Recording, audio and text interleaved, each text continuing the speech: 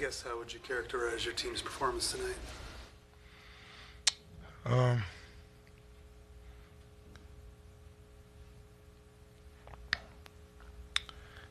I thought that the effort and intention was there for the most part. I thought sometimes we got a little outside of ourselves in terms of some inappropriate fouls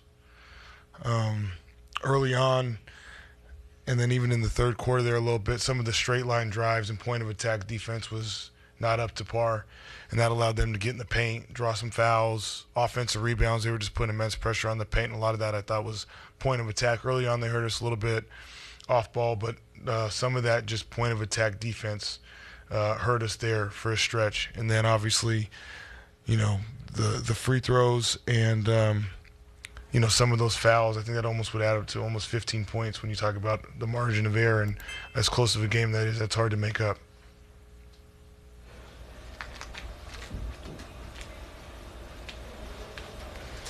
Thank you. Thank you.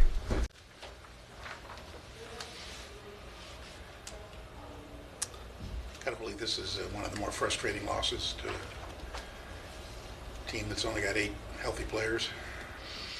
Yeah, I mean, at the end of the day, it's the NBA. Obviously, got to give credit to them. They came out there, they executed their game plan. Thought for us, we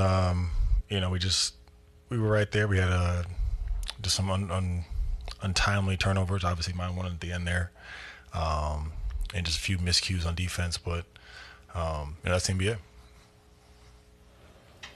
Did you feel like the urgency was there for you guys the way you needed it to against a team so shorthanded as that?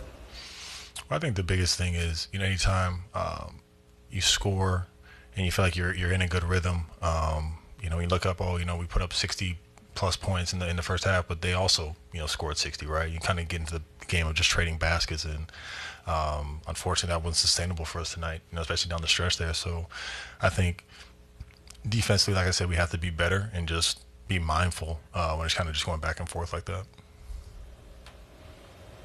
There are a lot of moments in a game that kind of turn a game or define a game. There was one in the third where Julian makes a 3, but there's a foul, and so that gets wiped off, and then it's a 4-point play going the other way for Dallas. Like those big it's a 7-point swing. Like what kind of I don't know what kind of effect did that have on the way things were going? Yeah, I mean it's hard to pinpoint. Was that the moment that it happened? Was it when there was only 2 refs out there? Was it a variety of things, right? I mean, you can always say it's this or that, but at the end of the day, like I said, I mean, we had opportunities. It was a tie game, late there in the fourth. We had an opportunity to go ahead, and obviously it didn't go our way tonight. In a broader sense, Harrison, has there been any deflation in this team over the past few weeks? I mean, things have changed pretty dramatically since Victor's been out. Yeah, I mean, I think at the end of the day, this team isn't new to adversity. Obviously, with Coach Pop at the beginning of the season, we've always just had the next man up mentality, and I think that regardless of who's playing or how we're playing or anything like that, we know that there's a standard to uphold. Right now, obviously, we're not meeting that standard, but we know where the North Star is. Blake Wesley's been a little bit more run of late in the last few games. What have you seen out of him? No, I thought, Blake's done a great job in practices, in the locker room, on the plane, on the bench, just providing energy. And I think that when he's in the game, he tries to do that as well, picking up full court, trying to be active, trying to be disruptive. It's not easy, being a young guy, not getting a lot of minutes to really, establish your rhythm and things like that. But I think he's done a good job of just stepping up and trying to maximize, every minute that he gets. What do you think of that third quarter run that Clay had? I imagine it's something you've seen up close and personal a couple times in your life there. Yeah, I mean, obviously we know who he is. We have to do a better job, I think, of just making him work for his shots. I think sometimes when you let a great player like that see 1 or 2 go in, the basket gets larger, and that's what happened. You brought up you guys scoring 60, but looking on the other side, and they've got 60 as well. Without Victor tonight, without Jeremy, where do you guys hang your hat defensively right now? Well, I think right now the biggest area we need to hang our hat on is just communication. I mean, in whether it's last night, whether it's tonight, it's just 5 players on the court. It's not necessarily positions, right? So it's just a matter of just communicating the off-ball screens, the on-ball screens, where we're at, just being connected defense. I think that's where it starts, right? The rebounding, the shot blocking, things like that. Those things can come or go, but if you don't have the communication piece first and foremost, then that's what's gonna lead to success or failure. And I think that's where our focus needs to be. Thanks, sir. Thank you.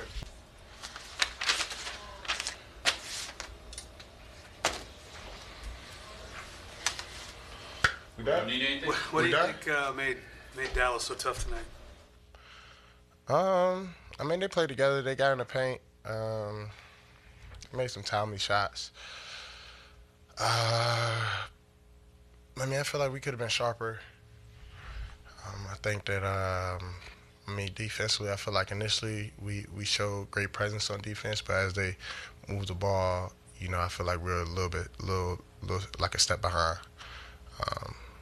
So pretty much, it's definitely things that we can control, and we come out here on today, Monday, right? Come out on Wednesday and fix those things. What are some of the things you think you guys will talk about between now and the rematch on Wednesday? Defense. I feel like offensively we did a great job. I feel like we scored the ball enough to win the NBA game. But I feel like defensively we got lock in all together, and just like deep into the possessions, we got to get those stops. What's the key to doing that when you have such important defenders like Victor, like Jeremy, who have been out? How do you make up for that on the defensive side of the ball? They're terrific defenders, but defense is a team thing. So as a team, I feel like we just we got to come together, continue to communicate, and so we don't have as many lapses defensively because we are down some of our best defenders. So I think continue to communicate and stay on the string. There have been a number of games recently where you guys have been in it for 2.5, 3 quarters, 3.5 quarters, but kind of toward the end, things started to slip on that side. I guess what's the key to maintaining that focus all the way through? It's a 48-minute game. You just got to stay locked in. It's the little details, and that's what separates teams. And we got to continue to nail those little details and continue to strive to be better. What have you been seeing out of Blake Wesley of late? He's been getting a little bit more minutes. This little segment here, how's you seen him handling going from not playing to playing? He's the same person. He works his butt off. He's putting in the extra time. So to see him out there it brings joy, not only to me but the team. He brings energy, brings life, and that's who Blake is. I feel like he's an extremely hard worker. So to see that his work is paying off, seeing that he gets the opportunity to go out there, is great for the team, but also great for Blake as well. You practice threes with Dev laying under the basket because you made 2 in a row with him on the ground. Nah, I felt like I was trying to check on him, after both threes, but he went down, we got a steal, so I was just kind of like I relocated to 3 and shot another one.